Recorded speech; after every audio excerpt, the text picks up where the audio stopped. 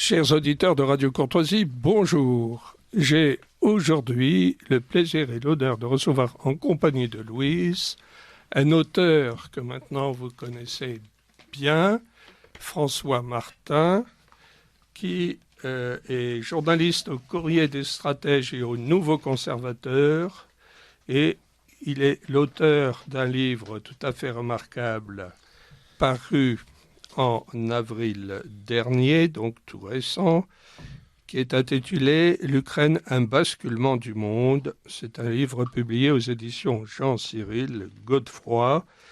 Et nous allons traiter du thème suivant, un thème dont on entend très peu parler, pour le coup, alors dans les médias du système. Ce thème, c'est le rôle de la corruption dans la guerre en Ukraine. Et Dieu sait si ce rôle est important. Bonjour Louise, bonjour François Martin. Bonjour cher Laurent. Alors, c'est un de vos thèmes de prédilection, si oui. je puis dire, parce qu'en effet, chers auditeurs de Radio Courtoisie, François Martin a derrière lui une longue carrière de commerce international. Commerce international, et notamment en Afrique. Oui, sur plus de 100 pays. L'Afrique, mais aussi le Moyen-Orient, l'Asie du Sud-Est et l'Amérique latine, que je connais très bien. Donc, le thème de la corruption est très fréquent et il est d'autant plus important dans les pays qui sont ou en guerre civile.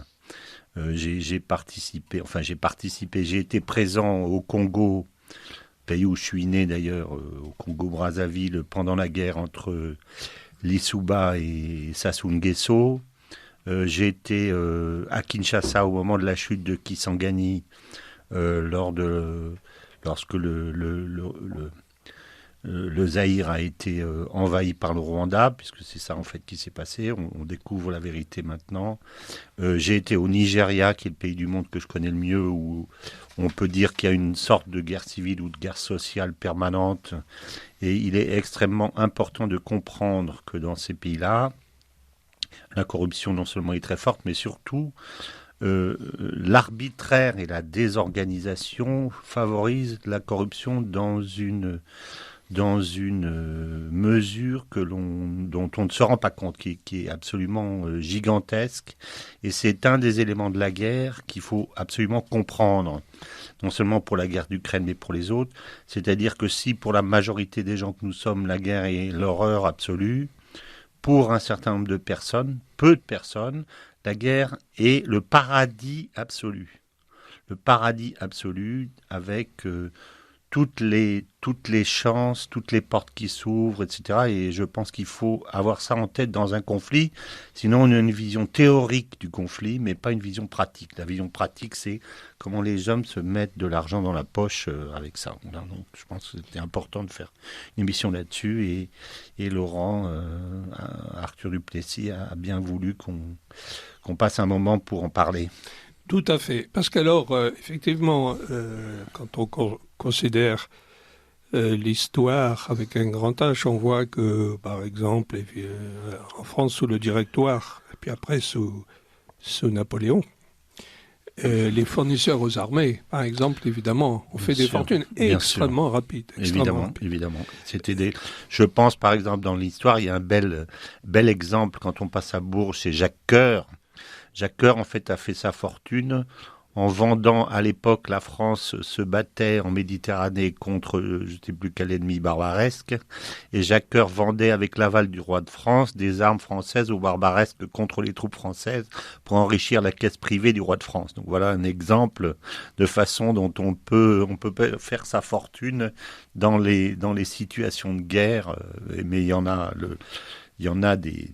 ce genre d'exemple abonde évidemment. Et là, effectivement, l'enrichissement des fournisseurs de guerre pendant les guerres napoléoniennes est évidemment gigantesque. Il y a eu des fortunes gigantesques qui se sont échafaudées pendant les guerres de la Révolution et de l'Empire. Bien sûr. Simplement, on les étudie pas. Moi, je serais passionné par un grand livre sur l'histoire de la corruption dans les périodes de guerre. Ça serait. Oui, mais je crois qu'il y a une explication. Et il faudrait voir s'il y a des thèses universitaires sur ce sujet. Mais je crains qu'il n'y en ait guère. Pourquoi ? Parce qu'au fond, étudier, faire une histoire de la corruption pendant les périodes de guerre, c'est écorner le romantisme qui s'attache à certains événements, comme par exemple les guerres de la Révolution et de l'Empire, par exemple. Oui, c'est ça. Montrer que pendant les guerres de la Révolution, la corruption a été extrêmement intense. Bien sûr. Alors, Alors, c'est pas seulement la corruption, c'est les situations de guerre, en fait, qui enrichissent non seulement les gens qui sont en guerre, mais tous ceux qui sont autour. J'ai un exemple très précis en tête, c'est que pendant une période de ma vie, j'ai vendu des produits laitiers. Et un de mes clients, c'était la Turquie. Et c'était pendant la guerre Iran-Irak. Eh bien, je suis persuadé, nous en avons déjà parlé, mon cher Laurent, que la Turquie, en fait, a fait fortune à cause de la guerre Iran-Irak, non pendant, mais à cause de la guerre Iran-Irak, parce qu'elle vendait tous les produits de première nécessité, plus évidemment les armes, à l'Irak et à l'Iran, aux deux belligérants. C'est ça. Et quand vous avez un pays en guerre, je le sais parce que je l'ai vu, vous ne discutez pas les prix. Vous avez besoin qu'on vous livre demain matin. Oui. Si vous avez une pénurie de lait, par exemple, vous avez une semaine avant l'émeute de votre pays. Donc vous avez besoin qu'on vous le livre. Donc si on vous le livre à 100 fois le prix, vous prenez. Donc la Turquie a fait une fortune extraordinaire. Et un autre pays qui est emblématique de ça, c'est les États-Unis. On dit que les États-Unis ont fait leur fortune parce que ils étaient plus intelligents, mieux organisés, etc. Moi, j'ai été travailler aux États-Unis pendant mes années de l'ESSEC. C'était des vieilles usines pourries qui fonctionnaient avec des bouts de ficelle. Les États-Unis se sont enrichis et sont devenus ce qu'ils sont parce qu'ils ont financé les deux guerres mondiales, la première plus la deuxième. D'abord, ils ont financé la guerre des deux côtés et ensuite, ils ont financé la reconstruction des deux côtés. Donc, c'est ça. Bah oui. Des deux côtés, y compris pendant la Seconde Guerre mondiale. Bien sûr, bien sûr. Alors, je n'ai pas les preuves, mais je l'ai vu dans une émission, que ce sont eux qui ont financé, en particulier, c'est les banques américaines qui ont financé. On sait qu'un des problèmes de l'Allemagne pendant la Deuxième Guerre mondiale, c'est qu'elle n'a pas de matière première. Donc elle est obligée, si elle veut avoir de l'essence et du pétrole, de tirer l'essence de son charbon. Et la filière charbon est extrêmement complexe, extrêmement chère. Et donc ce sont les Américains, semble-t-il, qui ont financé cette filière en attendant que les Allemands puissent aller chercher du pétrole à bas coût, ce qu'ils n'ont jamais réussi à faire. Et cela au cours des années 30. Voilà, c'est ça.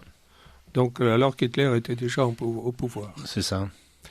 Et cela, ces considérations extrêmement instructives nous amènent à la question de l'Ukraine, justement. Bien sûr, bien sûr. Puisque là, on voit se déployer dans les médias du système un romantisme pro-Ukraine absolument déchaîné. Ça. La nation en armes, incarnant la pureté même. D'ailleurs, entre parenthèses, on remarque que si on est français, être patriote, nationaliste, c'est mal. C'est mal, c'est ça. Mais si on est ukrainien, c'est merveilleux. Voilà, c'est ça. Alors moi, quand on me dit ça, ou dans des conférences, je rappelle que un article que j'ai trouvé, que je cite dans mon livre comment s'appelle-t-il, journaliste de Valeurs Actuelles, Antoine Colonna, qui explique qu'au moment, en 91, au moment de l'indépendance de l'Ukraine a passé un accord avec les Russes pour leur rendre les ogives nucléaires, mais ils ont gardé le reste. Ils ont gardé les armes, le reste des armes. Or, l'Ukraine était à cette époque d'abord le pays le plus riche de toute l'Union soviétique, alors qu'aujourd'hui elle est le plus pauvre. Alors, donc, ça veut dire que la démocratie n'a pas forcément réussi à l'Ukraine. On pourrait rentrer dans le détail. Mais disons surtout, ils fabriquaient à l'époque 30% de l'ensemble des armements pour toute l'Union soviétique. C'était gigantesque. D'où l'importance du Donbass, évidemment. Et donc, ils se sont retrouvés avec un stock d'armes qu'ils ont vendues pour leur propre compte. Les militaires et les civils de l'époque, et ils ont empoché 34 milliards de dollars. Ils ont vendu ça partout, en Afrique, partout, etc. Ils ont empoché 34 milliards de dollars, dit Antoine Colonna. Donc, je ne peux pas comprendre une seconde, comme évidemment ça c'est tout vu et au su de tout le monde, que les Ukrainiens, disons, pour avoir un esprit nationaliste, on ne va pas rentrer dans le reste de l'analyse sur la partition de l'Ukraine en fait entre les russophiles et les polonophiles, je dirais. Mais rien que sur cet aspect, on peut comprendre que des soldats qui pensent que leurs chefs se sont mis dans la poche 34 milliards de dollars, ils n'ont pas envie de se battre pour ces gens-là. Mais le savent-ils ? Écoutez, vous savez, les gens, moi qui ai quand même été beaucoup en Afrique, les gens savent tout. Oui. Les petites gens savent tout. Je me souviens, c'est pas le sujet d'aujourd'hui, mais j'étais à Kinshasa au moment de la chute de Kisangani, et tous les petites gens dans la rue et tous les petits journaux, les petites feuilles de chou écrivaient « c'est les Américains qui sont derrière ». Et maintenant, ça commence à sortir. Et à l'époque, j'ai réfléchi, je me suis dit, mais attends, c'est une guerre entre le Rwanda et le Congo. Kinshasa, où sont les Américains là-dedans ? Et en fait, en regardant, en étudiant la chose, je me suis aperçu que c'était bien effectivement un complot américain, que Kagame est un agent des Américains, il a été formé aux États-Unis, que le but de l'opération c'était de faire sauter Mobutu qui n'était pas assez obéissant, affaire connue, et que donc en fait, et on m'a confirmé après que les forces spéciales américaines accompagnaient les Rwandais lorsqu'ils ont pris le Congo-Zaïre. Donc c'est une opération double. Kagame a passé un accord avec la CIA en leur disant vous me donnez le Rwanda et moi je vous donne le Zaïre. Non, vous me donnez le Rwanda, non. Vous me donnez le Rwanda, c'est-à-dire vous me mettez chef du Rwanda, oui, c'est ça. Vous m'aidez à prendre le pouvoir au Rwanda, et moi je vais vous chercher le Zaïre pour vous le donner. C'était un accord avant qu'il ait le pouvoir. Voilà, avant, c'est ça, tout à fait. Okay. Et la preuve, j'ai écrit un article là-dessus, qui sera sur mon blog, que je suis en train de mettre, et qui sera disponible d'ici une semaine ou deux, un article qui montre en fait que au moment où l'opération du Zaïre se met en place, c'est-à-dire où les Rwandais se mettent à poursuivre les Hutus qui fuient devant les Rwandais qui les massacrent et qui fuient au Zaïre et où Mobutu leur ouvre la porte, il fait la bêtise de les faire rentrer, les Rwandais les poursuivent à ce moment-là. Et entre le moment où le Kagame prend le pouvoir au Rwanda et le moment où ça se passe, où l'attaque est faite du Zaïre, il ne se passe pas 2 ans.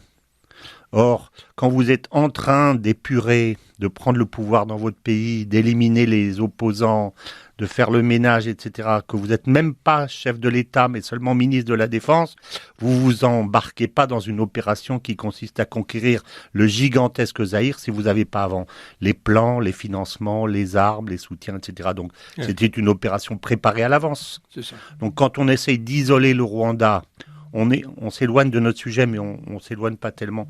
Lorsqu'on en fait, il n'y a pas d'opération rwandaise. On parle que du Rwanda et on met la focale sur le Rwanda. Mais le problème, c'est pas le Rwanda, c'est le Zaïre. C'est ça. Alors, justement, ça nous amène à notre sujet qui est le rôle de la corruption dans la guerre en Ukraine.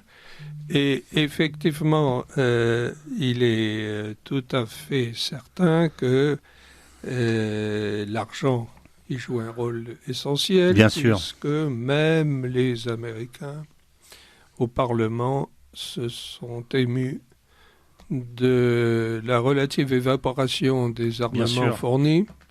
Et ont mis sur pied une commission d'enquête. Alors, je ne sais pas dans quelle mesure cette commission d'enquête travaillera sérieusement ou pas. Bien sûr. Mais une commission d'enquête pour savoir s'il y a eu des détournements d'armement. Voilà. Alors, là encore, l'expérience que j'ai du Nigeria, à chaque fois qu'il y a un nouveau gouvernement au Nigeria, il y a une commission d'enquête sur la corruption. Ah, oui. Et à chaque fois, on dit qu'on va éradiquer la corruption.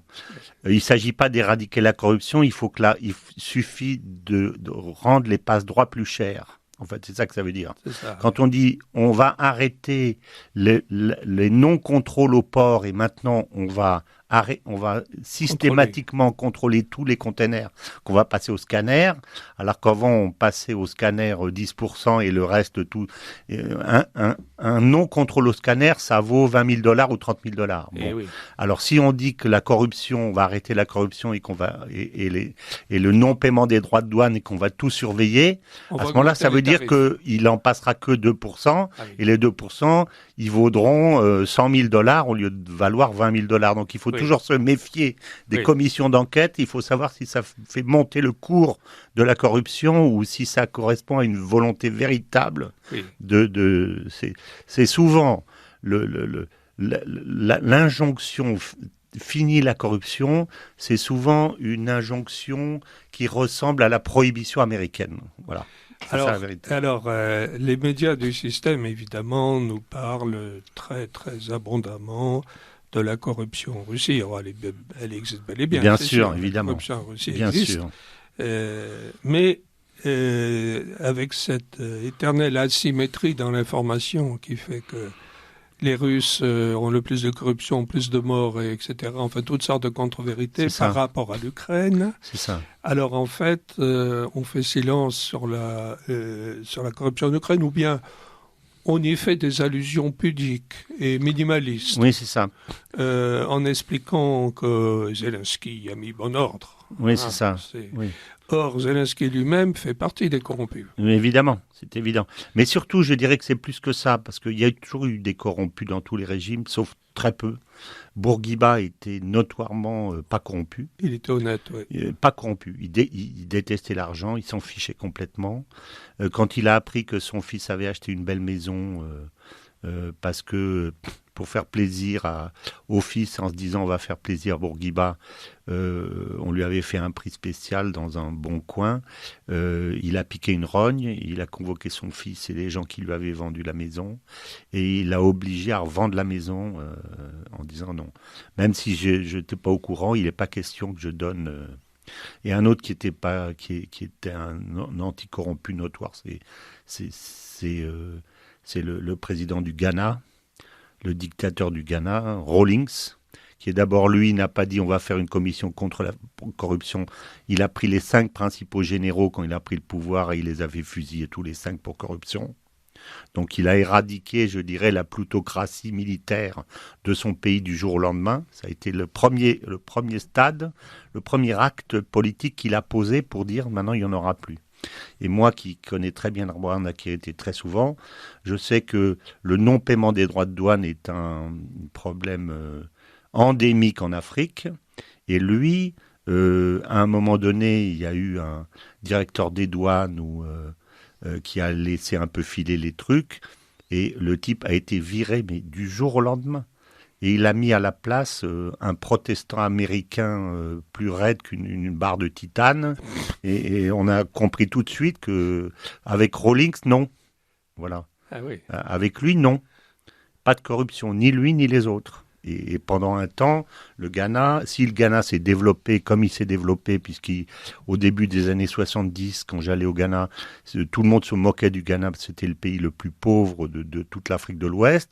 Et maintenant, c'est un pays qui, compte tenu de ses ressources, se débrouille bien, beaucoup mieux que le Togo, qui était le pays... le pays de cocagne où allaient tous les expatriés nigérians de partout, tout le monde allait au Togo. Le Togo, je pense, n'a pas fait le même chemin, le même parcours, et le Ghana a fait un parcours exemplaire, pendant un certain temps en tout cas. Aujourd'hui, je ne sais pas si c'est aussi, mais pendant sa présidence, c'était une règle absolue. Enfin, il n'y a pas question. Donc c'est possible. Oui. Et alors, évidemment... Alors, ce que je voulais dire, avant que j'oublie de ça, c'est que ce qu'on oublie de dire une différence qui est fort importante entre la Russie et l'Ukraine, c'est que ceux qu'on appelle les oligarques russes ne sont pas des oligarques, ce sont des milliardaires. Parce que lors de cette... célèbre réunion avec les oligarques où Poutine a pris le pouvoir, il les réunit, il leur dit vous avez foutu le pays par terre, vous êtes approprié l'argent des petits, etc. Vous êtes des salopards, maintenant vous allez rendre l'argent et vous allez signer. Et il y a un gars qui dit, il lui dit vous avez signé, et un des oligarques, et il dit ben oui, il dit je vois pas votre nom, venez signer. Le type vient signer la queue entre les jambes et après il lui dit rendez-moi mon stylo. Ah oui, j'ai vu ça. Donc ça, cette histoire, ça veut dire c'est le symbole. Poutine leur a dit vous faites des affaires mais le pouvoir c'est moi, vous touchez pas. Alors il n'y a pas d'oligarchie au sens propre du terme. C'est ça, définissons bien les termes. Voilà, c'est ça. L'oligarchie, c'est alors il faudrait même dire la plutocratie, parce que l'oligarchie c'est une petite catégorie qui est autour du pouvoir et qui tient le pouvoir. C'est ça l'oligarchie. Mais ça veut pas partir d'argent. L'oligarchie, ça veut pas dire le gouvernement des riches. Non. Plutocratie. C'est la plutocratie dont on parle. Ça vient de Plutos, voilà, qui veut dire riche en grec. Par exemple, tous les journalistes de la presse mainstream sont des oligarques, au sens propre du terme. C'est ça. Ils font partie du pouvoir. Voilà. Ils sont la voix du pouvoir. Ils relayent le pouvoir. Et quand vous critiquez le pouvoir, vous êtes traité de complotiste. Voilà. Donc, ils sont la Pravda. Donc, ils font partie de l'oligarchie. Il faut leur dire, je suis désolé, mais vous êtes un oligarque. Voilà. Alors qu'en Russie, ce ne sont pas des oligarques. Enfin, il y a des oligarques autour de Poutine, mais en fait, les plutocrates sont des milliardaires. Alors que ce que je veux dire, c'est que la Russie n'appartient pas à la clique des gens les plus riches. Voilà. Tandis que en Ukraine, ce sont ces gens-là, les Kolomoïski, tous ces gens-là, ils ont le pouvoir. Le chef d'État et leurs marionnettes. Alors, ça change complètement les choses. Ça ressemble à la Russie du temps d'Eltsine. Ben, bien sûr, voilà. C'est ça. Du temps d'Eltsine. Sauf que quand les Américains ont pris le pouvoir en Ukraine à partir de 2014, et même un peu avant, ils n'ont pas changé le système, ils l'ont aggravé au contraire. Voilà. C'est pour ça qu'aujourd'hui, l'Ukraine est dans un état économique, même avant la guerre, dans un état pitoyable. Elle a perdu 10 millions de populations qui sont tellement pauvres, qui partent à l'étranger, etc. Ce pays qui était le plus riche de l'Union soviétique est aujourd'hui le plus pauvre, et tout le monde profite de cette pauvreté. Y compris d'ailleurs les pays étrangers qui en ont fait, tous les pays, l'Allemagne, la Pologne, etc., qui en ont fait les sous-traitants. Les sous-traitants, parce que beaucoup de produits, en fait, qui sont vendus en Europe sous le label Made in Europe, en fait, étaient fabriqués, maintenant, pas pendant la guerre, mais étaient fabriqués en Ukraine. L'Ukraine a servi de supplétif de la Chine pour l'Europe, pendant de très nombreuses années sans que personne ne le dise. Oui, par ailleurs, et je termine là-dessus, les oligarques ont eu intérêt aussi à couler le pays parce que comme ils pensaient à terme que les Russes d'abord n'attaqueraient pas puisqu'ils ne l'ont pas fait pendant 8 ans, leur but c'était de racheter les terres du Donbass pour pouvoir construire des usines, le pétrole, ils pensaient qu'il y aurait du pétrole, du gaz, etc. Tout ça, c'est pour ça que Burisma, la société de Biden et de son fils oui, et donc lui là, derrière... vous parlez des Américains, là. Je parle des Américains, était de mèche avec les oligarques pour laisser mettre le pays à volo pour pouvoir le racheter moins cher. Oui. Et une des raisons pour lesquelles les gens dans le Donbass étaient très mécontents du gouvernement, c'est qu'ils avaient bien compris que derrière le harcèlement contre le Donbass, etc., l'idée c'était de mettre les grosses pattes des Américains dans les réserves de charbon, etc., etc. C'était ça un des objectifs. Effectivement, ça nous amène à la question de la corruption des Américains qui sont en liaison avec l'oligarchie ukrainienne et la question aussi des rétrocommissions. Oui, alors ça c'est une chose que j'explique dans mon livre, puisque évidemment il faut faire un chapitre sur les oligarques et sur la corruption, donc pour moi, et je m'appuie aussi sur ce que dit MacGregor, qui est un des grands analyste américain qui est passé militaire, puisqu'il a été colonel, je crois, dans les troupes de marine. Vous avez en gros deux systèmes, en fait. Vous avez un système qui est un système officiel, C'est-à-dire que quand vous êtes un parti, vous avez le droit de recevoir des subventions, en fait, je ne sais pas comment ça s'appelle, des grandes entreprises. C'est un mécanisme légal. Voilà, qui est un mécanisme légal. Donc ça veut bien dire que si vous favorisez les grandes entreprises d'armement, si vous contribuez à augmenter le budget militaire, même pour des raisons qui n'en sont pas, votre parti va toucher de l'argent. Et évidemment, dans votre parti, ceux qui vont accepter de voter cette augmentation des budgets, etc., eux, ils vont recevoir de l'argent pour leur campagne, pour leurs besoins personnels, etc., etc. C'est pour ça que... Mais toujours légalement. Ça, c'est légal. Ça, c'est la partie légale. Mais si vous voulez, c'est la pratique c'est légal, mais c'est illégitime. Parce que vous allez augmenter les budgets militaires énormément. C'est pour ça qu'il y a une bonne partie du Parti républicain qui est dans le coup. C'est ce qu'on appelle les rhinos, c'est-à-dire les Republicans in name only, parce que eux, ils vont voter les crédits militaires et ensuite une partie de l'argent que vont verser les grandes sociétés, les grands fabricants d'armes au Parti républicain, il va aller à ces gens-là et pas aux autres. C'est pas un hasard si le président de cette commission au sein des Républicains, c'est Mitch McConnell, qui est qui est un opposant absolu à Trump, qui est une crapule qu'on connaît bien. Et c'est une des raisons qui a fait que Trump n'a pas réussi à faire en sorte que ses soutiens soient élus aux dernières élections. Parce que, en fait, ceux qui avaient voté les crédits militaires ont reçu beaucoup plus d'argent que ceux qui étaient là pour, je dirais, pour s'occuper des Américains, selon les thématiques de Trump. Donc, il y a une façon de recevoir de l'argent légalement. En votant toujours plus d'argent à l'Ukraine. Oui, c'est tout le problème du financement des campagnes électorales américaines. Voilà. C'est qu'en fait, ce financement est très peu réglementé, encadré. Il est très libre. C'est ça. Et comme il est très libre, ça donne libre cours en fait à une forme de corruption. En fait. Mais c'est évident. Alors ça, c'est la partie, je dirais, légale. Et il y a l'autre partie qui est illégale, c'est que quand vous versez de l'argent localement, d'abord, la comptabilité parfaite de l'argent, de qui il reçoit, etc., n'est pas faite, puisque ça passe par de multiples officines diverses et variées. Il y a des cas de sous-facturation, il y a des surfacturations, donc il y a des remontées d'argent qui sont énormes. Je pense que les comptes d'un certain nombre les comptes offshore d'un certain nombre ou dans le Delaware d'un certain nombre de politiciens américains doivent être assez bien pourvus, y compris des Européens d'ailleurs. Et par exemple, on sait que une partie de l'argent qui est versée en espèces. Parce que vous pouvez pas là-bas faire toutes les transactions en bancaire, puisqu'en bancaire ça se voit. Donc il y a des valises entières, des camionnettes ou des camions entiers qui arrivent avec des millions de dollars qui sont qu'on distribue de la main à la main. Enfin, où sont les comptes là-dedans?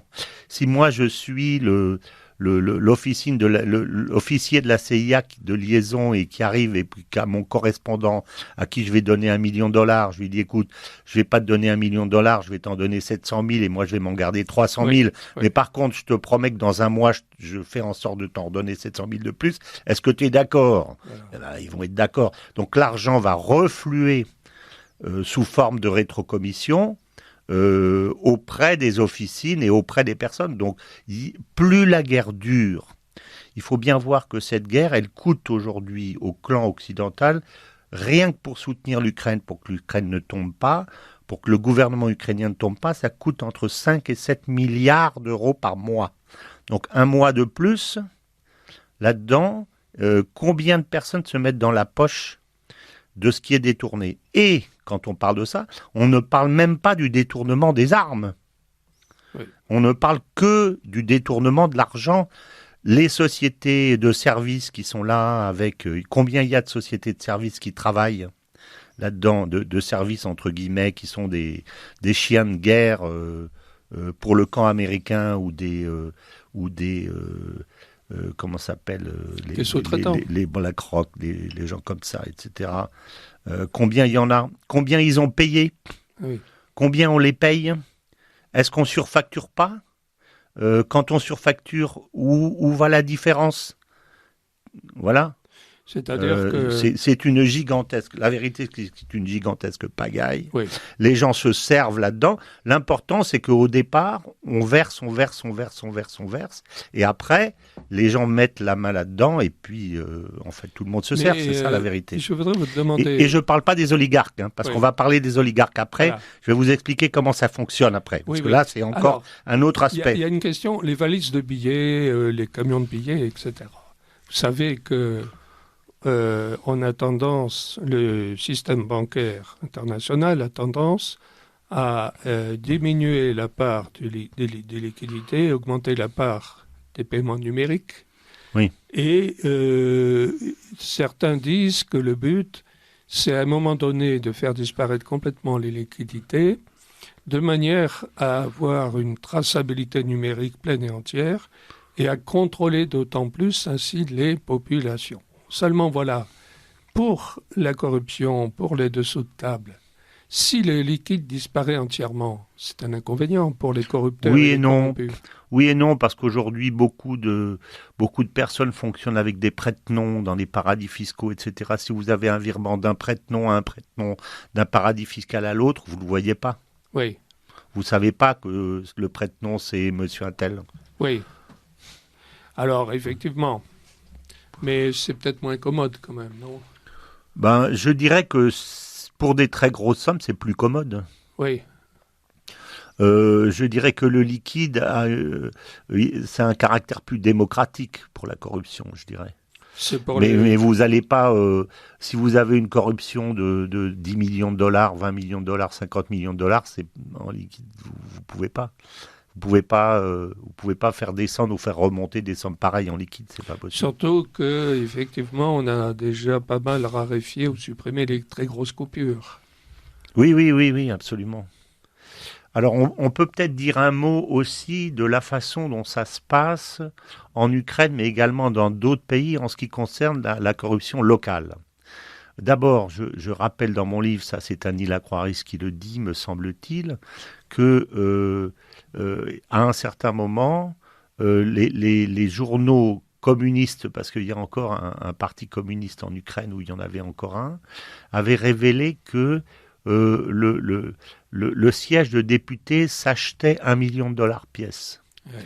C'est-à-dire que si vous voulez être député en Ukraine, vous devez payer $1 million. Alors déjà, ça limite le nombre de députés qui sont capables de s'offrir ça. Et puis ça veut dire aussi que si un député considère que c'est assez intéressant de mettre $1 million pour avoir son siège, c'est pas juste pour le plaisir de servir son pays. C'est parce que il pense que ce siège et les décisions qu'il va prendre vont lui permettre ensuite de récupérer sa mise. En obtenant, en se faisant payer par des sous-traitants à qui il votera des marchés ou des choses comme ça. Voilà. Et de s'enrichir en plus de récupérer sa mise. Bien sûr. D'où le fait que beaucoup de milliardaires sont députés en Ukraine. Oui, bien sûr. Alors, il faut montrer aussi là comment en fait ça fonctionne. Moi, j'ai vu ça en Angola, par exemple, à un moment donné où il y avait la guerre avec les Souba. La guerre, je veux dire, entre Dos Santos et Savimbi, et à un moment donné, Dos Santos a failli gagner. Et il était aux portes de Luanda. Le gouvernement de Luanda était absolument aux abois. Ils n'avaient pas de devise à ce moment-là. Parce que ils achetaient les armes et puis ils produisaient pas assez de pétrole, etc., etc. Donc il y avait un certain nombre d'acteurs privés, essentiellement de la communauté libanaise d'ailleurs, mais pas seulement, qui étaient venus voir le gouvernement. Je pense à l'un d'entre eux qui était le plus puissant, en leur disant écoutez, vous avez besoin d'acheter pour 2 millions de dollars de marchandises ou pour 10 millions de dollars de marchandises, moi, je vous donne les devises. Alors, on va importer pour 5 millions de dollars, ou plutôt je vais vous amener 5 millions de dollars, Vous allez en garder 2 pour vous. Et moi, vous allez me donner une licence d'importation pour les 3 millions de dollars restants. Vous me donnez simplement la licence. Donc, je vous achète la licence avec 2 millions de dollars que vous mettez dans votre poche. Oui, c'est ça. Voilà. Les 3 millions de dollars que vous me donnez, avec ça, je vais acheter du riz, du lait, de l'huile, de la bière, du savon, les produits de première nécessité. Vous me donnez une concession portuaire de telle sorte que ça soit moi qui maîtrise totalement l'arrivée, c'est moi qui affrète les bateaux, qui amène les marchandises. Je rentre ça totalement. J'escorte ça avec mon escorte, avec des sociétés américaines ou autres de sécurité, extrêmement importantes et extrêmement bien payées. Et je mets ça dans mes entrepôts, mes énormes entrepôts que je fais garder jour et nuit pour que je risque pas d'avoir des mafieux, des bandes mafieuses qui viennent me faire exploser la porte et me voler mon truc. Et après, je suis assis sur mes montagnes de riz, de farine, d'huile, etc. Et je vais vendre ça dans mes magasins à moi spécialisés et je vais vendre 10 fois, 100 fois, 1000 fois le prix. Oui. Donc, ils font la culbute sur l'achat, ils font la culbute sur la vente. Et moi, on m'a dit que les gens donc, achètent leurs produits de première nécessité parce qu'ils ne peuvent pas produire non plus dans les campagnes, parce qu'il y a la guerre et puis parce que tous les champs sont minés. C'est un des pays du monde qui était le plus miné après le Cambodge. Et donc, les gens rentraient pour acheter du riz et ils étaient tellement aux abois, parce qu'en général, quand vous voulez acheter, c'est pour vos enfants, c'est pas pour vous. Vous dites, bon, moi, je mangerai une fois tous les 2 jours, mais mes enfants, ils crèvent la dalle, ils ont besoin de manger. Donc, les gens rentraient, il y avait des types qui rentraient dans les boutiques avec des grenades dégoupillées, en disant, si vous me donnez pas un sac de riz, je fais exploser tout le monde, moi et tout le monde. Donc, à tel point... Les Angolais étaient aux abois. Et j'ai vu de mes yeux un type qui sortait d'une boutique comme ça en courant, etc. Un soir où j'étais à la fenêtre de ma chambre, j'ai entendu pam pam pam, et le type était en train de courir dans la rue et avec la police qui lui courait derrière en lui tirant dessus pendant qu'il courait en zigzag. Et ils l'ont abattu alors ? Il a réussi à filer. Il a réussi à échapper aux balles. Et on m'a dit oui, c'est ça, c'est des types aux abois qui viennent. Donc ça veut dire que ces gens-là qui ont le pouvoir vont, mais jusqu'à la plus extraordinaire limite pour pouvoir faire du fric sur... Et ça ne s'arrête jamais.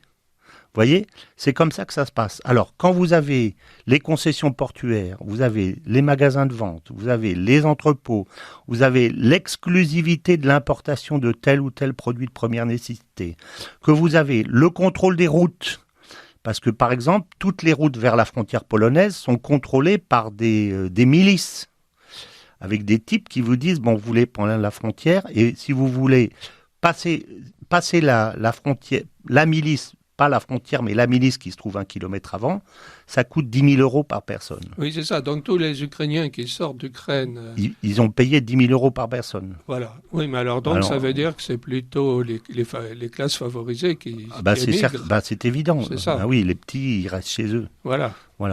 Donc, c'est ça la vérité. Donc, ces petites milices-là, avec ces petits gars, ils ne travaillent pas pour leur propre compte. C'est les oligarques qui sont derrière. C'est ça. Donc les oligarques, c'est eux qui tiennent les milices privées. Par exemple, le régiment Azov, c'est la milice privée de Kolomoïski. Donc ceux qui se battent sur le terrain, ceux qui se battent vraiment, ce sont les milices privées des oligarques. Oui. Ce sont les milices privées des oligarques, c'est pas les courageux Ukrainiens nationalistes, ce sont les milices privées des oligarques. Donc ils tiennent tout. Ils tiennent ça. Ils tiennent la corruption également, la coule sur la vente des armes.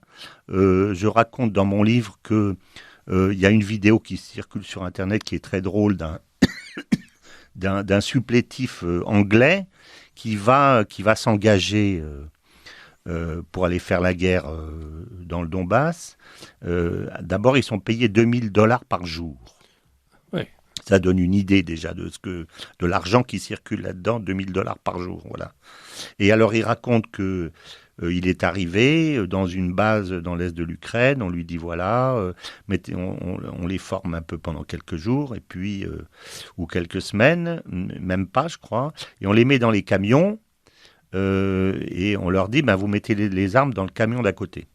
Donc ils partent avec la file de camions et la file de camions à côté avec toutes les armes.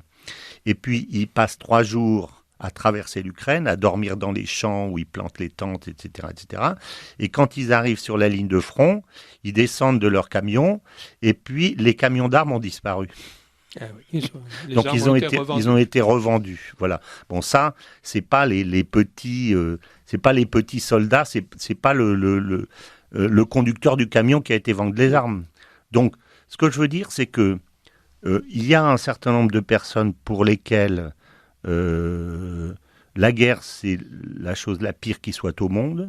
Mais il y a une catégorie de personnes, et ça on ne le pense pas, pour lequel c'est le paradis absolu. C'est-à-dire les plutocrates. Oui. Voilà. Alors, vous pouvez assassiner n'importe qui, oui. On ne vous poursuivra pas. Vous pouvez faire une extorsion, on ne vous poursuivra pas. Vous pouvez voler, on ne vous poursuivra pas à partir du moment où vous avez payé le type de qui vous dépendait pour qu'il vous protège, il ferme les yeux. Enfin, on est dans un tout autre système. Un système mafieux. Un système totalement mafieux. Et vous avez un certain nombre de gens parmi les décideurs, et ce sont ceux qui décident, qui ont intérêt à ce que tout ça continue le plus longtemps possible. La guerre continue. Si ça n'a aucun sens, parce qu'on est certain que les Ukrainiens vont perdre, parce qu'ils n'ont plus de munitions, parce qu'ils en sont à la 12e ou à la 13e mobilisation successive, etc. Mais qu'on se dit, si ça dure encore 1 mois, 2 mois, 3 mois, on va se mettre 5 millions, 10 millions, 20 millions, 50 millions dans la poche, eh ben, il faut le faire à tout prix. Oui. Non seulement en Ukraine, mais aussi aux États-Unis et peut-être en Europe aussi. Il y a encore une autre méthode de corruption dont on ne parle pas, qui est la corruption et qui est l'utilisation de la valeur de la monnaie locale. Oui. Voilà. Ça, c'est gigantesque. Mais encore, comment ça se passe ? J'étais à Cuba l'été dernier.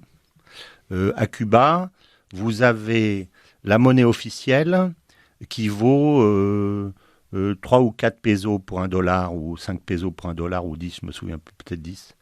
Elle est très faible. Et vous avez la valeur officielle. Et la valeur réelle est à, je crois, 120 pesos pour $1. À l'époque où j'étais au Nigeria, le naira valait 1 naira pour $1, et le naira réel valait 10 nairas pour $1. C'est-à-dire qu'il y avait une valeur entre l'officiel et il y a un corps réel. De 1 à 10. Que faisaient les Indiens de l'époque, qui étaient les grands importateurs de sucre, moi qui travaillais du sucre? Eh bien, ils payaient les politiques et le patron de la Banque centrale pour avoir du dollar officiel, subventionné donc à 10% de sa valeur. Donc ça veut dire qu'ils achetaient, au lieu de donner 10, en donnant que 1, ils obtenaient du dollar. Avec ce dollar, ils importaient du sucre, à l'époque j'étais dans les sucres, des bateaux complets de sucre, et ce sucre, ils l'obtenaient au 10e de la valeur de son prix réel, puisqu'ils avaient acheté les dollars au 10e du prix, en payant cher. Voilà.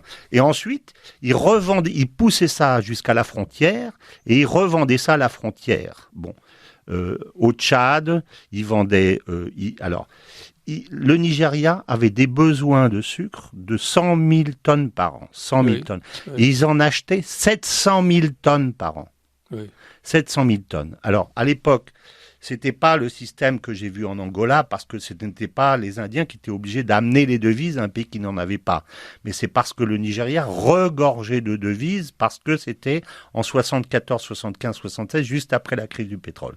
Donc, ils ont profité, et les politiques, et les Indiens, et les grands aladjis du Nord, qui sont encore aujourd'hui les oligarques qui tiennent le pays, parce que c'était ceux qui étaient aux frontières, ils ont pillé l'État absolument en achetant des devises à un prix extrêmement bas, et ensuite ils en envoyaient dans toute l'Afrique. C'est-à-dire que toute l'Afrique achetait le sucre au Nigeria. C'est ça. Voilà, c'est ça qui se passait. Et les sommes étaient absolument faramineuses puisqu'ils achetaient pour 700 000 tonnes de marchandises alors que leurs besoins propres étaient de 100 000 tonnes. C'est ça. Voilà, c'est comme ça que ça se passe.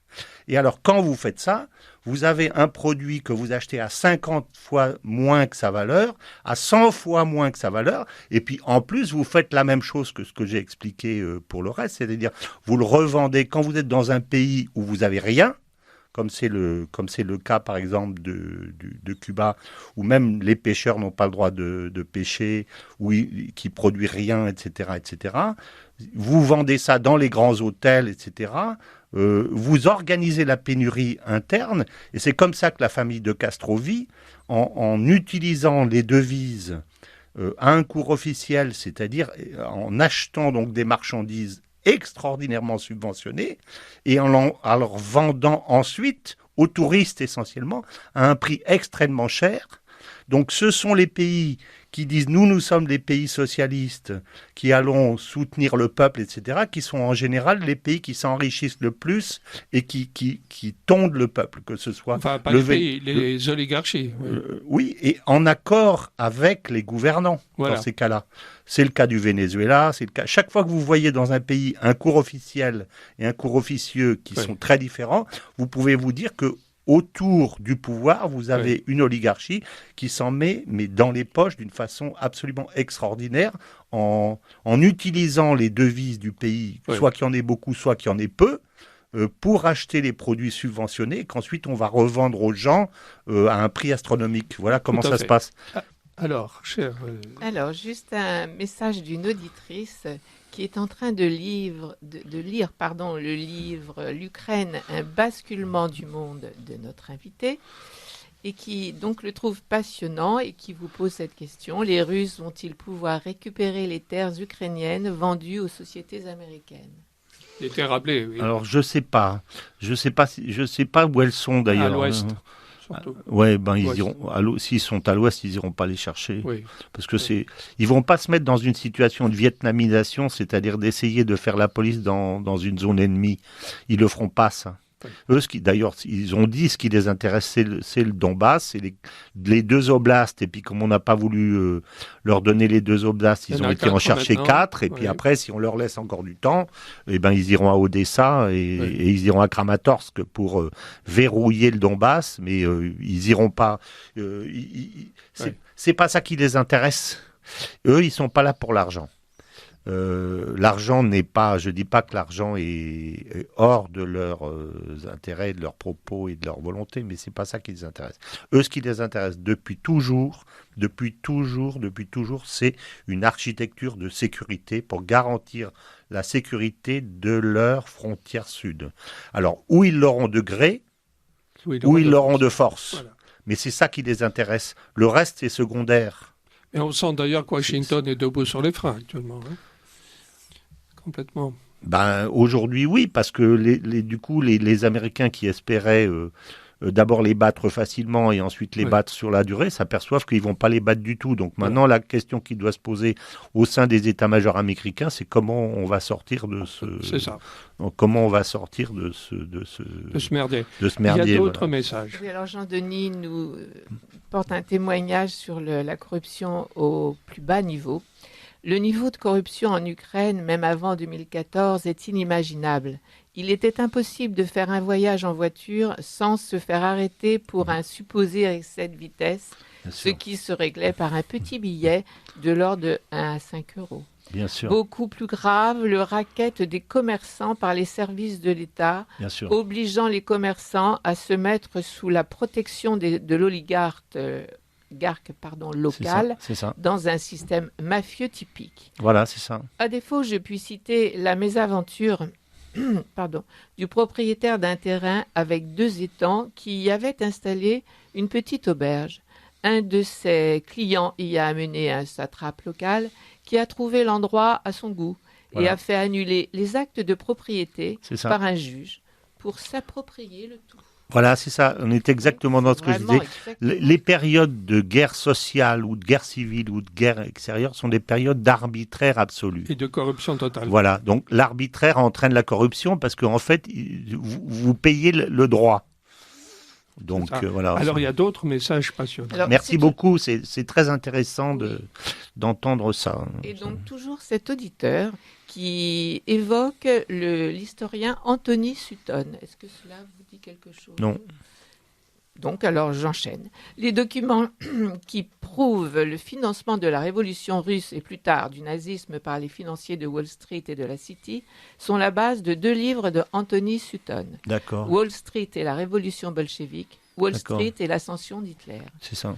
Il dévoile l'utilisation de la mission américaine de la Croix-Rouge en 1917, composée de banquiers et de gestionnaires de Bien droits sûr. miniers, Bien qui sûr. avait pour but de capter les richesses minières russes, le soutien aux bolcheviks, puis des nazis, pour un but qui n'a pas varié depuis au moins la guerre contre l'Espagne en 1898, C'est ça. qui est de couper les nations européennes, dont la France C'est ça. et l'Allemagne, de la Russie. On retrouve les C'est ça. mêmes motifs politiques dans l'affaire du coltan dans la région des Grands Lacs C'est ça. africains Ah ben bien sûr. et en Ukraine, Voilà. avec les mines de titane et le potentiel industriel du Donbass qui représentait plus de 30% du PIB ukrainien. Voilà, c'est ce que j'ai expliqué tout à l'heure en ce qui concerne le Rwanda. La région des Grands Lacs est Voilà, c'est pillée exactement ce que complètement vous dites. par les Rwandais. Et les Rwandais exportent du titane et du cobalt. Et ils exportent des minerais qu'ils ne produisent pas. Donc ils viennent d'où? Et oui. Voilà. Et on découvre maintenant qu'il y a eu des dizaines de milliers de morts parce qu'évidemment, il n'y a pas eu de comment dire, de traité de paix parce qu'il aurait fallu rendre au Zaïre la partie qui lui appartient. Oui. Mais on a fait un espèce d'accord qui s'appelle l'accord de Lusaka, si je ne m'abuse, où on a laissé en fait les pillards, les sociétés privées américaines, israéliennes entre autres, parce qu'il y a une communauté israélienne extrêmement puissante au Zaïre et d'autres Oui. systèmes mafieux de divers pays, quoi. Voilà. Oui. Alors Et d'autres donc messages. cet auditeur termine, bien sûr Anthony Sutton est taxé de complotisme, alors sûr. que les documents qu'il cite sont bien le travail d'un vrai historien. Bien sûr. Oui. Alors d'autres Voilà, messages. et une personne qui fait une remarque non étayée, les paiements numériques ne marcheront jamais, c'est une grave erreur du gouvernement. C'est Ça, pas je une, sais c'est pas une erreur, c'est que quand vous avez un intérêt politique marqué pour quelque chose, il y a toujours un. Oui, mais il y aura. On parle d'erreur si on pense que on est là pour servir le bien commun. Non, à d'accord. part- Non, mais ouais. je vois ce qu'elle veut dire. Elle veut dire que ça ne marchera pas. Mais ne gloserons pas sur la sémantique. Mais Oui. justement, il y a quand même beaucoup d'entités qui n'ont pas envie de Bien sûr, bien le sûr, numérique. bien sûr, Mais des évidemment. entités mafieuses. Bien sûr, bien sûr. Vous comprenez? Disons que la très grosse mafia peut s'arranger de paiement numérique Oui, ou de mais- bitcoin, mais la petite, non. Et la petite tuera la grande, hein, si on lui enlève les billets. Moi, je ne crois pas que c'est possible. Et puis, il faudrait... et puis, ça veut dire quoi? Ça veut dire que on appliquerait ça en Europe, aux États-Unis, mais tout le reste du monde, en Afrique, on fait du business qu'avec des billets. Hein. Et ça continuera. Mm. Oui. Moi, je vendais en Afrique. Oui. Je vendais en Afrique. Et tous les mois, j'avais des types qui venaient me voir dans ma société avec des sacs en plastique. Ils se promenaient dans les métros avec des sacs en plastique. Si vous arrêtez un wagon de métro, n'importe lequel, et que vous fouillez de fond en comble le wagon de métro, où, à mon avis, vous trouverez facilement 100 000 euros dans chaque... Oui, mais c'est pour Alors, ça. qu'est-ce que c'était ça? C'était, je vais vous dire comment ça se passe. Lorsque vous expédiez, par exemple, du riz ou du sucre ou de la farine en Afrique, le distributeur appelle les familles et leur dit, toi, tu as droit à 10%, toi, tu as droit à 5%, toi, tu as droit à... Et on répartit la somme, les montants, en fonction d'eux. Et ces pourcentages, ils sont dus à quoi? Ils sont dus à l'argent qu'ont versé les correspondants familiaux de France, que ces petites gens ils font faire le tour de la communauté malienne et chacun lui dit, bon, bah, tu m'en donnes pour 1 000 euros, 2 000 euros, 5 000 euros, 10 000 euros, etc. Et après, ils amènent ça chez les exportateurs, les commerçants exportateurs que nous étions. Maintenant, je ne sais plus si c'est autorisé de faire ça, mais pendant longtemps, les types arrivaient, puis ils ouvraient les sacs en plastique, ils posaient ça sur la table et ils disaient « comptez ». Et alors, on passait 2 heures à compter les billets. Et il y avait 100 000 euros, 200 000 euros de billets. Et on envoyait les marchandises avec ça. C'est une façon d'éviter. C'est un système de compensation qui évite le paiement des frais bancaires. Oui, C'est juste pour dire qu'il y a toute une partie de l'économie qui échappe complètement au système légal, officiel, mais machin, c'est etc. tellement plus fluide et souple et incognito que du numérique. Vous voyez. Bien sûr, mais je suis bien d'accord. Alors, d'autres messages. Donc, un message de Gilles. Bonjour. Ce que vous nous expliquez sur l'Afrique ou l'Ukraine, n'est-ce pas en train de s'introduire dans la France de Macron? C'est évident. Oui. Bien cordialement. C'est évident. C'est déjà installé depuis longtemps. Et, le degré de corruption en France augmente depuis pas mal de temps. Bien sûr. Vous savez, c'est comme le nuage de Tchernobyl. La corruption s'est arrêtée comme par hasard aux frontières de la France et chez nous, il n'y a pas de corruption. Ça me fait rire. Et puis au niveau de l'Union européenne, c'est phénoménal aussi. À Bruxelles. C'est évident, mais à Bruxelles, c'est officiel. Puisque ça s'appelle des lobbies. Ne pas oublier, entre autres, la vente d'Alstom. Oui. Les affaires de corruption avec un taux de change officiel me rappellent le trafic des piastres pendant la guerre d'Indochine. C'est possible. Je ne suis pas un spécialiste de la guerre d'Indochine, mais oui. Et donc, un auditeur, alors, Eric.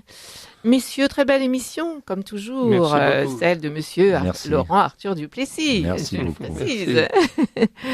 Je suis étonnée de savoir que monsieur François Martin est né au Congo-Brazzaville, que je connais bien. Oui.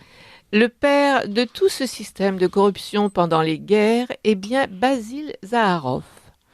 À quand une nouvelle émission sur ce personnage hors du commun? Je ne connais pas. Ah oui, c'était le grand marchand de canons de la Première Guerre mondiale. Oui, c'est ça. Voilà. Alors, je vais dire à cet auditeur que je suis né à Dolisie. Mon père était un ingénieur des ponts, un polytechnicien ingénieur des ponts, ce qu'on appelait à l'époque les ponts colos.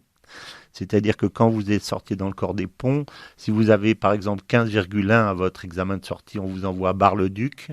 Et si vous avez 14,9, on vous envoie à Pointe-Noire ou à Brazza.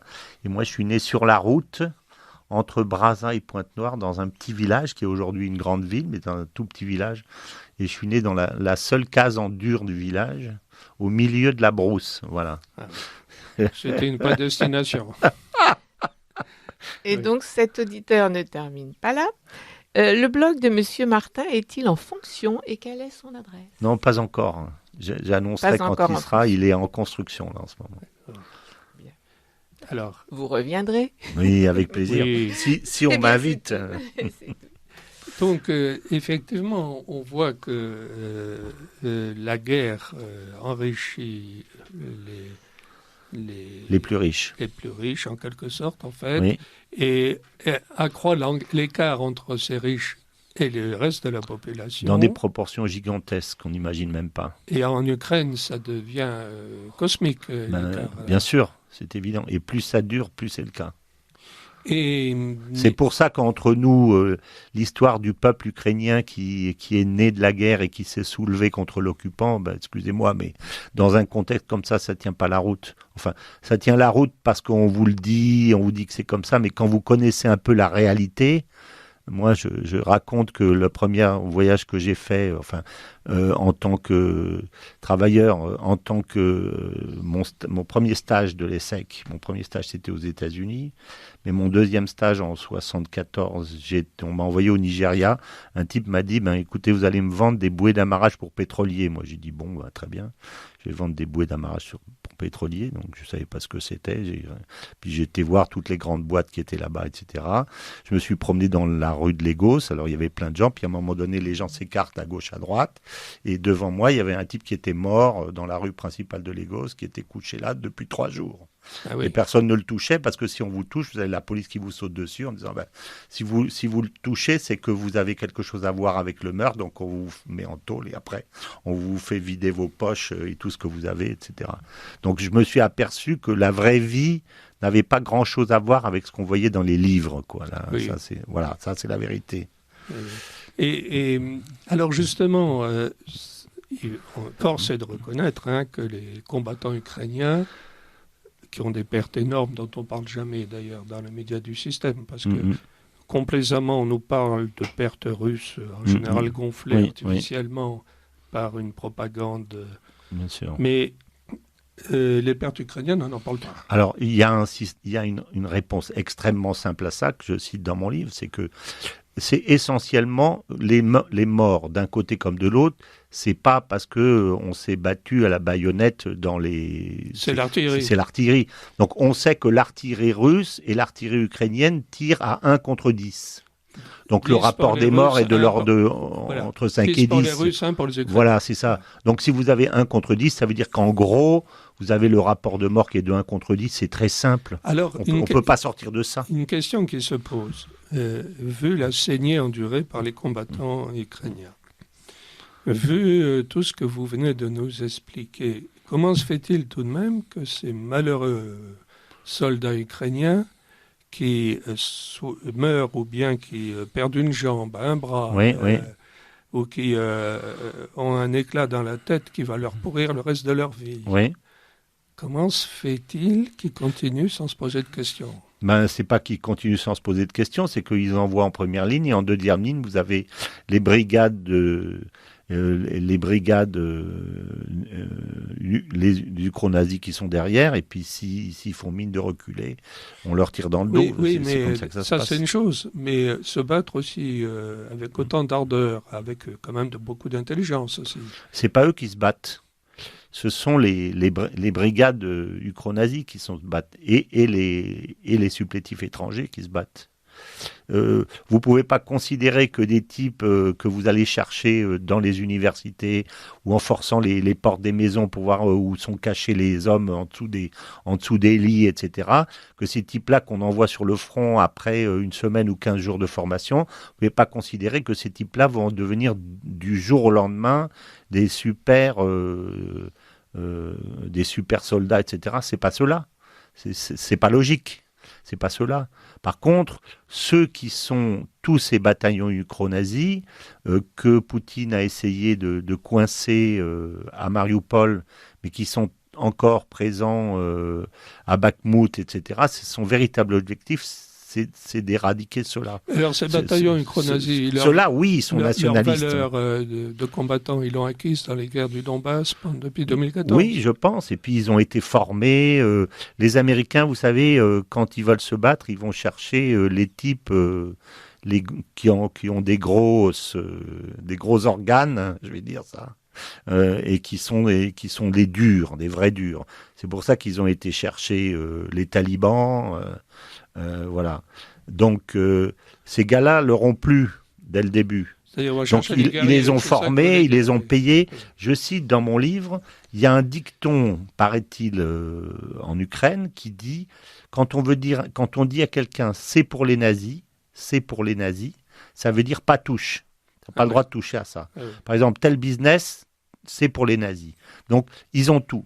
Ils ont l'argent, ils ont la reconnaissance politique du pays, ils ont le droit pour eux et l'arbitraire pour eux, etc. Ce sont ceux qui ont été choyés depuis 2014. Ils ont eu l'argent américain en priorité, mais en contrepartie, c'est les vrais combattants. C'est ça, ils ont une vraie valeur militaire. C'est ça, c'est ce que je pense. Parce que sinon...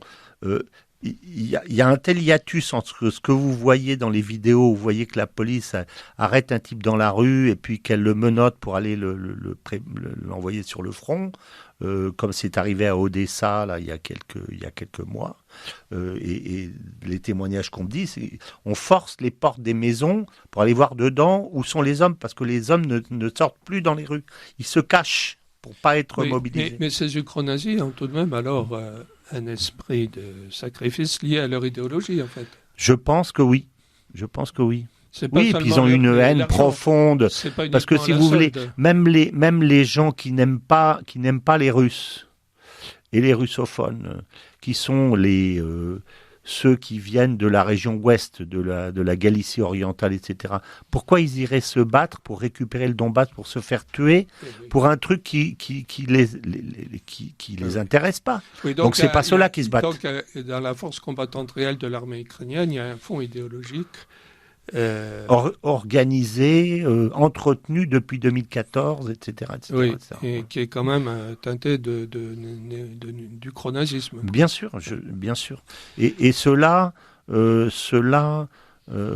n'ont pas le choix de toute façon, puisque ce sont les milices privées des oligarques. Donc, enfin, ils le font avec un esprit de sacrifice tout de même. Ils le font, je pense qu'ils doivent être aussi très bien payés.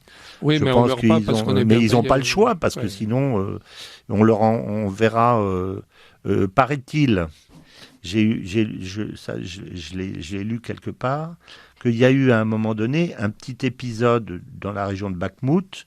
On a demandé à des miliciens polonais d'aller dans une zone pour aller protéger une zone. Et les Polonais ont dit on est cinglés, quoi, c'est pas possible. C'est suicidaire. C'est totalement suicidaire. Ils n'ont pas voulu. Et l'ordre est arrivé aux milices ukro-nazis qui combattaient avec eux de les tuer. Ah, de tuer les Polonais. Oui, et les Polonais s'en sont aperçus et ont riposté. Donc, dans le même camp, ils se sont mitraillés les uns les autres parce que on avait dit aux miliciens, donc s'ils veulent pas y aller, vous les massacrez, vous les tuez. Dans le même camp. Voilà. Donc, c'est pas très nationaliste, ça. C'est ça, c'est la réalité. Alors, il y a d'autres messages. Oui, on peut enchaîner avec les ukro-nazis. D'abord, cet auditeur vous dit que connaissant l'Ukraine depuis plus de 20 ans, je confirme totalement les dires de votre invité. Bien sûr, merci. Et donc, à propos d'Azov, alors, Draken, et la centaine d'autres armées privées se revendiquant du nazisme, libérateur des bolcheviks, une rhétorique pour crétins que nos médias avalent sans broncher, sont depuis longtemps intégrés dans l'armée régulière, avec le rôle non pas de bataillon de choc, mais de représailles, forçant les malheureux mobilisés de forces de 16 à 60 ans à se faire tuer dans les hachoirs à viande, avec le rôle principal de se faire tirer dessus pour dévoiler les emplacements des batteries russes. Et voilà, merci. Voilà, c'est ça. Et quand on dit que, par exemple, ils se battent comme des lions, par exemple, sur la ligne à Bakhmout, je pense qu'en fait, ils se battent pas comme des lions. C'est-à-dire, on les tue au fur et à mesure et on les remplace sans arrêt. Donc, et puis l'autre raison, c'est que en fait, les Russes, ça n'intéresse pas les Russes d'avancer. Parce que ce qui intéresse les Russes, c'est de les hacher. Voilà. Et d'autre part, de dire, attendez, on n'a plus d'armes, on n'a plus de munitions comme fait Prigojine. Donc, du coup, poussé par ses besoins médiatiques, Zelensky en envoie encore plus et on les hache. Voilà. C'est ça l'objectif. Donc, ce qu'on prend pour du patriotisme, en fait, c'est des missions suicides, quoi. Des missions suicides. Voilà, c'est ça. Alors, c'est affreux quand on y pense. Oui. Mais combien de temps va durer cette tragédie? Encore longtemps. Auriez-vous une petite idée? Je crois qu'encore longtemps, parce que la contre-offensive ukrainienne, ça sera un pétard mouillé. C'est déjà un pétard mouillé. C'est déjà un pétard mouillé et ça va s'éterniser. Juste un mot là-dessus. On a médiatisé sur la reprise de quelques centaines de mètres ou de un kilomètre ou deux au nord et au sud de Bakhmout. On a médiatisé sur l'opération ridicule où on a envoyé une centaine de soldats de l'autre côté de la frontière qui se sont fait zigouiller tout de suite, etc. Mais si vous suivez un peu comme je le fais tous les jours, les résumés de guerre, vous vous apercevez que les Russes, depuis un mois, en préparation de la contre-offensive ukrainienne, ont détruit systématiquement, parce que quand vous faites une grande contre-offensive, ça veut dire que vous devez accumuler des armes et des gens. Et du coup, ils sont repérés et éliminés. Voilà, et ils cassent systématiquement. Voilà. D'où cette espèce d'énorme champignon qu'on a vu dans cette ville au-dessus de Kiev, où ils avaient stocké précisément les armes à uranium appauvri qui avaient été livrées par les Anglais. Mais ça, c'est un des multiples... les Russes cassent l'infrastructure et les concentrations de troupes au fur et à mesure. Ce qui veut dire aussi, en plus, qu'eux sont extrêmement bien renseignés. Voilà. Parce que d'un autre côté, on ne voit pas, sinon ça serait immédiatement médiatisé, que les Ukrainiens, à part des petites opérations où ils vont faire sauter un dépôt, etc., alors qu'ils ont des armes qui leur permettent de tirer loin, ne détruisent beaucoup des systèmes d'armement. Mais il y a aujourd'hui une grande guerre de la logistique dont on ne parle pas. C'est le principal objectif de cette guerre, c'est la guerre de la logistique, c'est-à-dire de détruire les concentrations logistiques qui sont derrière le front. Mais vous savez, les Russes ont d'excellents satellites qui les renseignent très bien. Hein. Oui, et je pense qu'ils ont aussi d'excellents espions. Aussi au sol, puisqu'il y a un tel cousinage entre les deux peuples, forcément. Hein. Voilà. Alors que les Donbassistes, qui sont un peu des chouans, où je les vois comme ça, eux, je pense qu'ils ne doivent pas énormément renseigner les Ukrainiens sur ce qui se passe dans le Donbass. Oui. Et en plus, le Donbass est en guerre depuis 8 ans, a été en guerre pendant 8 ans, donc je pense que leur système de contrôle de l'espionnage est beaucoup mieux organisé que dans l'Ukraine proprement dite. Avec les satellites, de toute façon, dès qu'il y a une concentration de chars, notamment, on la voit. Voilà. Les entrepôts, on les repère aussi, les entrepôts. On voit bien ce que c'est qu'un grand entrepôt. C'est ça. Alors, soit il y a des légumes dedans, on peut se tromper et détruire les légumes. Enfin, en général, c'est plutôt des chars et des camions, etc. Et avec les satellites, aujourd'hui, ça devient très compliqué, l'art militaire. Tout à fait. Oui, tout à fait. Parce que très difficile. Les militaires sont comme des coléoptères sous l'œil de l'entomologiste. C'est ça. C'est pour ça que la guerre moderne, en fait, avec les satellites plus les drones, en fait, vous êtes obligé d'être beaucoup plus prudent et d'aller beaucoup moins vite. Vous pouvez plus faire des grandes attaques. À l'Allemagne, à l'allemande, c'est fini ça. Le premier qui lance une grande attaque avec les chars, il se fait dégommer. Et imaginons, s'il y avait eu les satellites, le contournement allemand par les Ardennes en 1940 n'aurait pas pu se faire. Non. Les Français l'auraient vu. Bien sûr. Ils auraient amené des troupes en face. Bien sûr. L'ère de la guerre devient très compliqué avec les satellites. Et il prend une autre forme, disons. Oui, et donc devient une guerre d'attrition de la logistique. Essentiellement. Logistique. Que nous, aujourd'hui, ne sommes pas capables de faire. Oui. Parce que nos armements ne nous le permettent pas. Alors que les Russes, eux, l'ont apprise. Oui. Alors d'autres messages. Un message de Gilles. Que pensez-vous de la disparition du général Zaloujny, chef de l'armée ukrainienne qui semble être réapparu. Là, bon Oui, il a donné hier une courte interview. Oui. D'accord. Oui.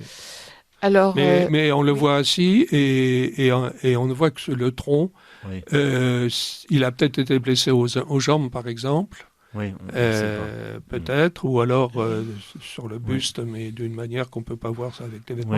Oui. Donc, il semblerait que... En tout cas, il est revenu ça dure aux très affaires. Peu. L'interview, elle dure... Enfin, on le voit une minute. Je ne l'ai pas vu. Donc, il a dû être blessé, puis il se remet, ça doit être ça. C'est ça. D'accord. Alors, une interrogation de Jérôme. Les soldats ukrainiens n'ont-ils pas été endoctrinés par les paroles de personnes extérieures à ce pays, comme par exemple M. Bernard-Henri Lévy ou d'autres venant d'Occident ou de l'OTAN? Je ne pense pas qu'ils ont besoin d'être endoctrinés par Bernard-Henri Lévy. Ils ont été endoctrinés sans arrêt depuis 2014 par les Américains qui ont ressuscité le bandérisme et qui l'ont poussé jusqu'aux extrêmes limites. Comme un moyen de contrôle des populations et des armées. Victoria Nuland a été à la manœuvre, la sous-secrétaire d'État américaine a été à la manœuvre pour ça. Bien sûr. Et d'autres messages. Un salut amical de Jean-François. Merci beaucoup. Bénévole à Radio Courtoisie. J'ai fait toutes mes études secondaires jusqu'au premier bac à l'époque et puis le deuxième. Où ça ? Au lycée Savorgnan de Brazza. Ah, très bien ça. Oui. Voilà. Et plus tard, non pas les secs, mais l'autre en 3 lettres. Moi aussi, en fait, j'ai fait l'ESSEC et HEC, j'ai fait les deux. Oui. Alors voilà. C'est ça. Et donc, alors là, un grand merci à Laurent Arthur Duplessis, à Louise et à François Martin. Merci beaucoup. Merci, cher auditeur. Ça nous aide, les encouragements. Je ne vois pas bien. À David, merci. Merci, David. Et donc, monsieur... pardon, parce que je ne l'avais pas lu, celui-là. Une protection polonaise sur une partie de l'Ukraine en vue d'un partage de l'Ukraine, est-ce vraiment crédible ? Y a-t-il une logique à la haine et à l'acharnement anglais à poursuivre cette guerre contre les Russes ? Une nouvelle guerre de Crimée? C'est une bonne question. C'est une très bonne question. Alors, j'avais lu une remarque de Jean-Michel Quatrepoint qui disait que une des bases de ça, c'est que en fait, le monde libéral anglo-américain n'a jamais pardonné aux Russes de ne pas vouloir rentrer dans leur jeu. En fait, il y a une haine profonde qui dérive de l'époque communiste. En fait, nous faisons la différence entre la période communiste et la période non communiste de la Russie. Mais pour un certain nombre de ces pays-là qui considèrent qu'ils ont l'hégémonie mondiale, d'ailleurs on parle anglais, tout est anglais, etc. Les gens qui disent non, nous on n'accepte pas ça, il faut les détruire à tout prix parce que c'est insupportable. Souvenez-vous, on n'a pas cessé de leur dire vous êtes les rois, vous êtes merci les Américains de nous avoir apporté le chewing-gum, etc. Vous nous avez sauvés. De l'autre côté, ils ont 24 millions de morts. Oui, mais il y a aussi. Mais je pense qu'il y a quelque part une antinomie profonde de ça. Alors, je veux rappeler à ce titre un des éléments importants de mon livre, c'est que sur le plan géopolitique, moi, je considère que en fait, on a mal compris ce qu'était la Deuxième Guerre mondiale et la Troisième Guerre mondiale. C'est-à-dire, à mon avis, les Américains avaient deux ennemis au moment de la Deuxième Guerre mondiale, les nazis et les Russes, sans rentrer dans le détail. Et des deux, les Russes étaient les plus dangereux parce qu'ils avaient de la profondeur de champ, ils avaient une idéologie très toxique par rapport au libéralisme américain et ils avaient la disponibilité de l'énergie que les nazis n'avaient pas. Donc je pense que sur le plan géopolitique, la Deuxième Guerre mondiale s'arrête véritablement lorsque les bolcheviks ne sont plus dangereux, c'est-à-dire en 91. Mais à ce moment-là, naît un autre danger qui est peut-être pire encore que le premier, c'est le fait, comme on l'a dit tout à l'heure, que la Russie se colle avec l'Europe occidentale contre les Américains. Donc la première menace peut être conjuguée par un équilibre des forces. C'est ce que dénonce d'ailleurs Solzhenitsyn dans le discours de Harvard, où il dit, attendez, vous êtes partagé le monde entre les Russes et les Américains, vous n'avez jamais cherché à nous libérer, on s'est libéré tout seul. En gros, il leur dit ça. Mais il y a ensuite, il naît au moment de 91, la Troisième Guerre mondiale commence. Oui. Parce que ce danger géopolitique est essentiel pour les Américains.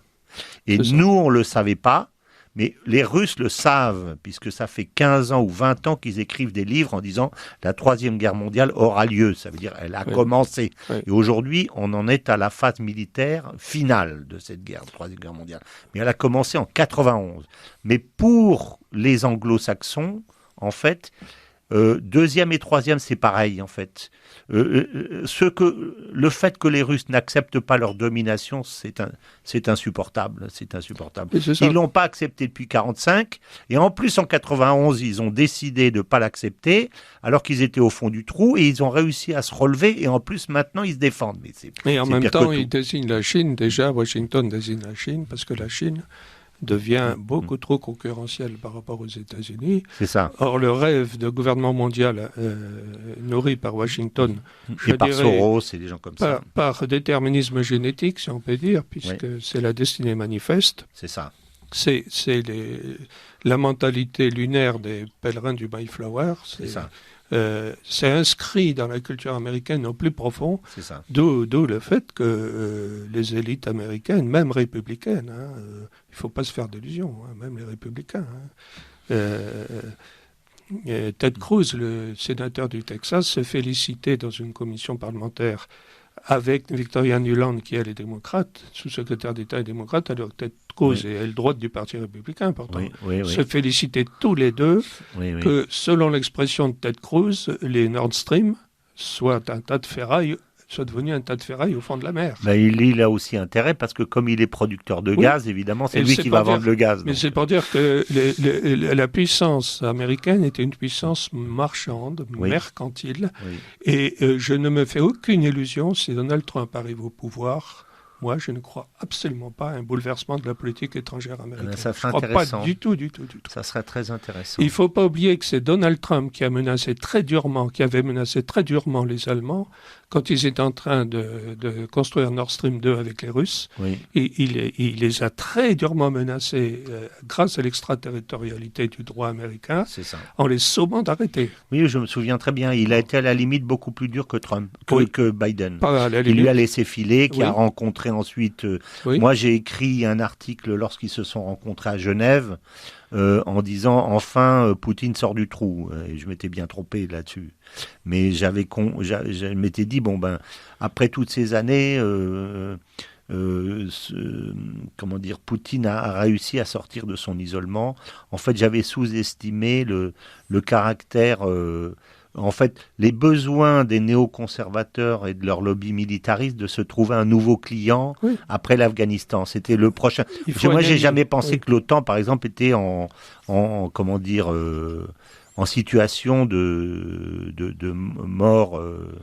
Comment dire, de mort cérébrale. Mort cérébrale. J'ai toujours pensé qu'ils attendaient simplement que la boutique de leur prochain client ouvre. Voilà, c'est tout. Voilà, et ils l'ont fait ouvrir. Alors, encore d'autres messages, il ne reste plus que moins de 5 minutes. Là. Oui, mais alors, c'est tellement long que je ne vais jamais pouvoir. Enfin, là, il y en a un qui n'a pas l'air tout à fait dans le sujet.